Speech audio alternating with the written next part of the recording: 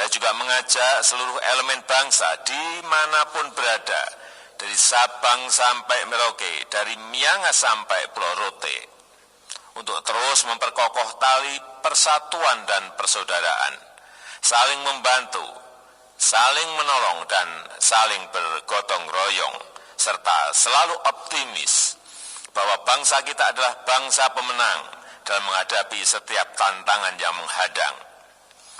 Kekurangan dan kelemahan tidak menghalangi kita untuk terus maju. Kekurangan dan kelemahan harus sama-sama kita perbaiki. Harus kita jadikan momentum perubahan untuk memicu lompatan kemajuan, agar kita menjadi bangsa yang kuat dan mandiri, yang berdiri di atas kaki sendiri. Tayangan yang sudah kita perhatikan tadi merupakan salah satu contoh pidato persuasif. Apa yang dimaksud dengan pidato persuasif? Pidato persuasif adalah pidato yang bertujuan untuk meyakinkan pendengar agar sependapat dengan jalan pikiran pembicara dan mau melakukan apa yang diinginkan oleh pembicara. Dalam tayangan tadi kita juga melihat Bapak Presiden berpidato dengan menggunakan teks. Peran teks atau fungsi teks pidato sangatlah penting. Dengan mempersiapkan teks pidato, maka pesan yang akan disampaikan akan tersampaikan kepada pendengar secara lengkap, urut, jelas, dan mudah dipahami.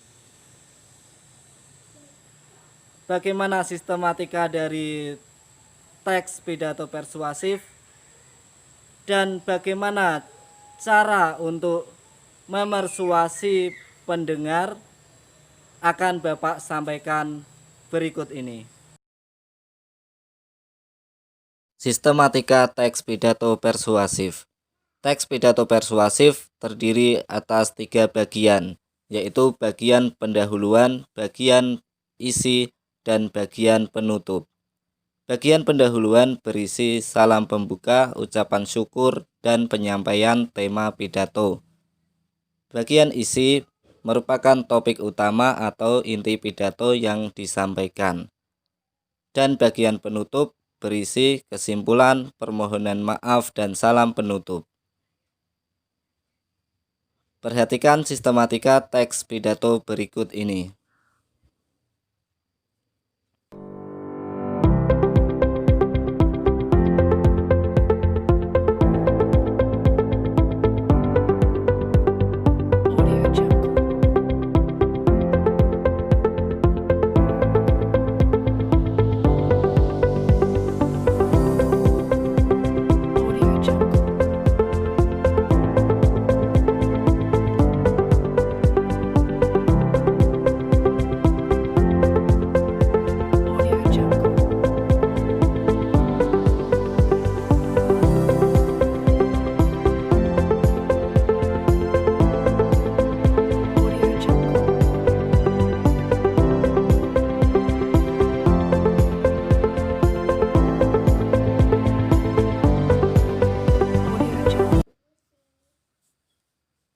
Selanjutnya adalah cara memersuasi pendengar atau audiens. Ada 3 pendekatan yang dipakai untuk mempengaruhi pendengar atau audiens.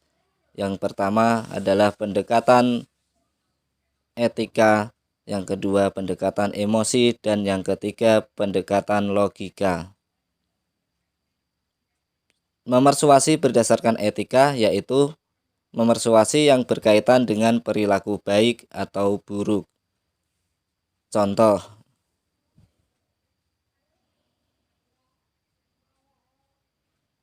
memersuasi berdasarkan emosi yaitu membuat pendengar merasa semangat, terharu, dan tergugah. Contoh,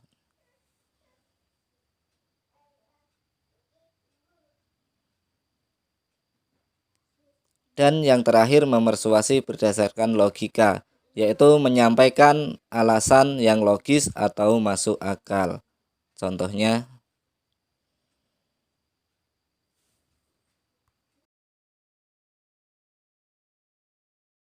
Untuk memperdalam pemahaman anak-anak tentang sistematika teks pidato persuasif dan bagaimana cara memersuasi pendengar, kerjakan latihan berikut ini. Audio Jungle.